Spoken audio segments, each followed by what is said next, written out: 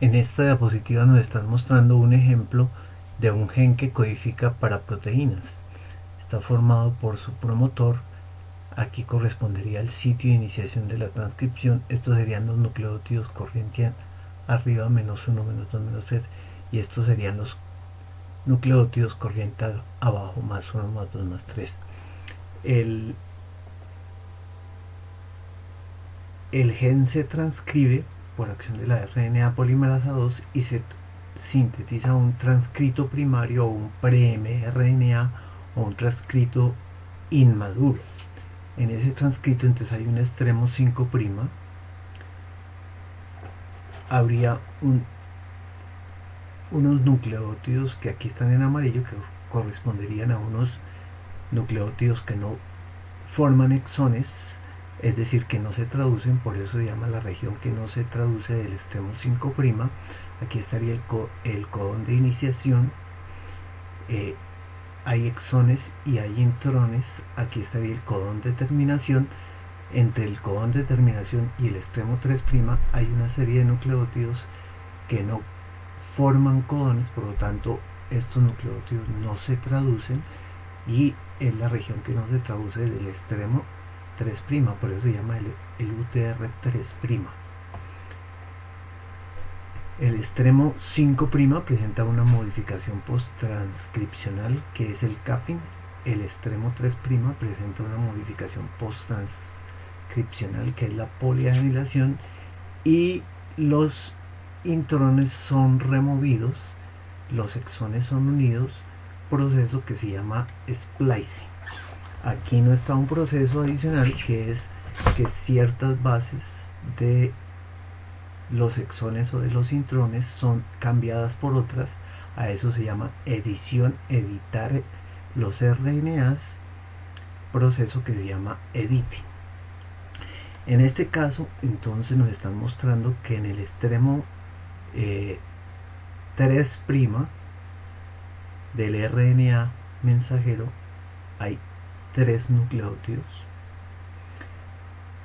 En esos nucleótidos entonces hay 2 grupos fosfatos que pertenecían a este nucleótido, porque el otro nucleótido, el otro grupo fosfato de este nucleótido se removió. Aquí se agregó un nucleótido y se mantuvo uno de sus grupos fosfatos. Entonces quedan 3 grupos fosfatos, 2 que eran de este nucleótido y uno que era de este nucleótido. Entonces la interacción aquí es 5', 5'. Hay un enlace 5', 5'. Este nucleótido es un nucleótido de guanina que está metilado en el carbono 7. Ustedes observan aquí que el hidroxila unido al carbono 2' de esta ribosa está metilado y el hidroxilo de la ribosa de este segundo nucleótido también está metilado.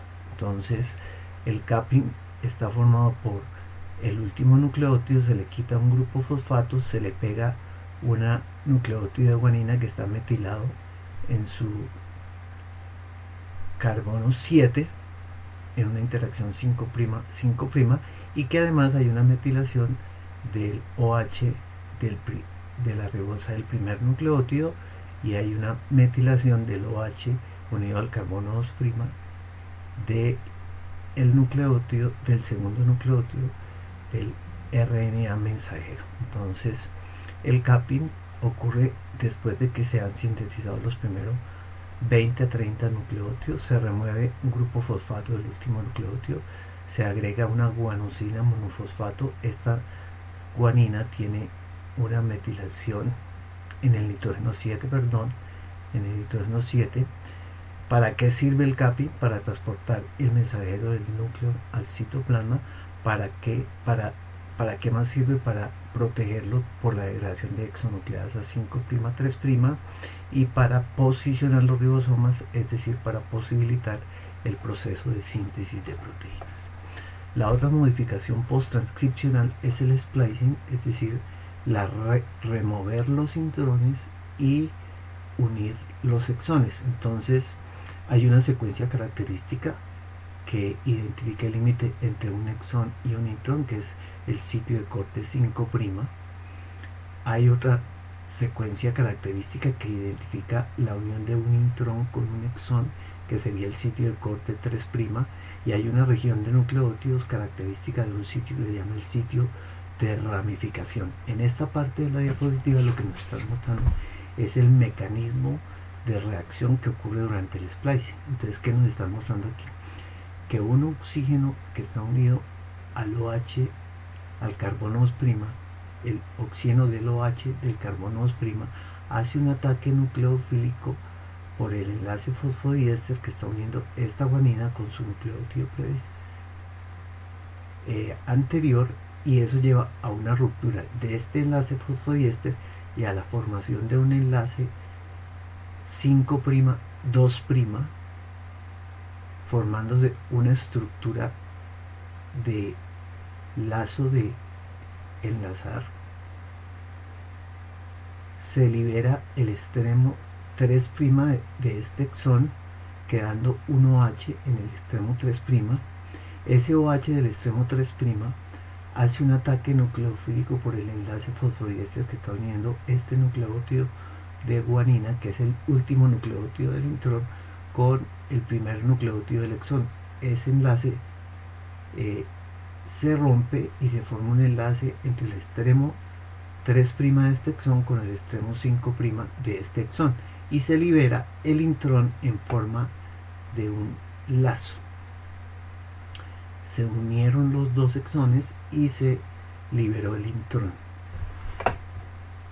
Esto es una reacción, son dos reacciones de transesterificación que son catalizados por una enzima. ¿Cómo se llama la enzima?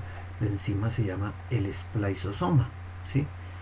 Entonces, el spliceosoma está formado por unos ribonucleoproteínas, que son las ribonucleoproteínas U1, que está formado por proteínas, y un RNA pequeño nuclear U1.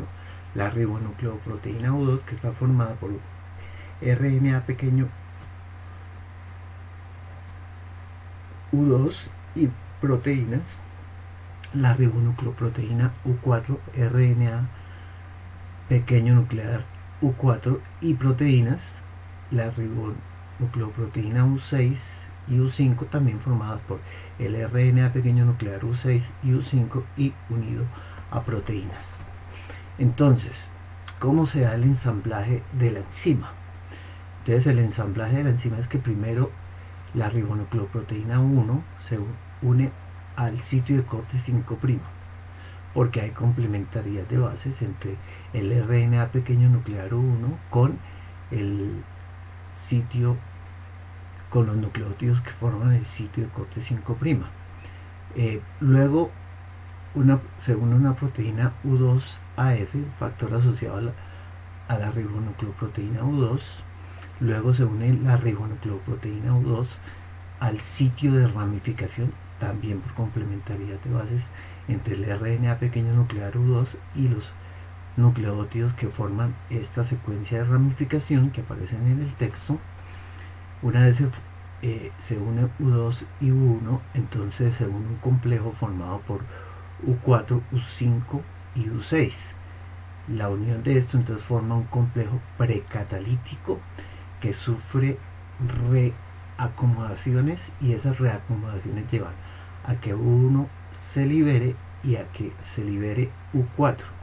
Entonces, ya después de esas reacomodaciones se forma un complejo que es un complejo catalítico activo, que es el complejo catalítico del spliceosoma, que puede tener dos fases: un complejo 1 cuando ocurre el primer ataque nucleofílico,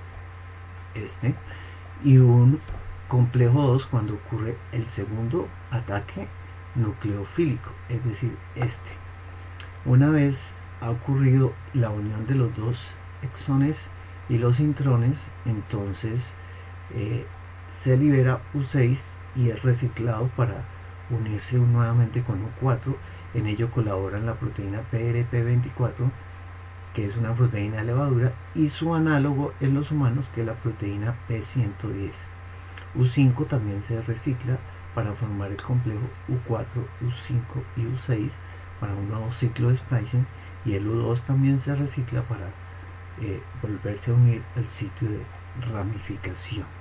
Entonces, aquí en este caso están mostrándonos cómo U6 y U4 interactúan, porque hay algunas bases que son complementarias entre ellas, y aquí nos están mostrando también cómo se da complementariedad de bases entre otros RNAs pequeños nucleares como el U6 y el U2. U6 y U2 que constituyen el sitio catalítico activo del spliceosoma. Entonces, realmente el spliceosoma es otro ejemplo de una enzima que es un RNA.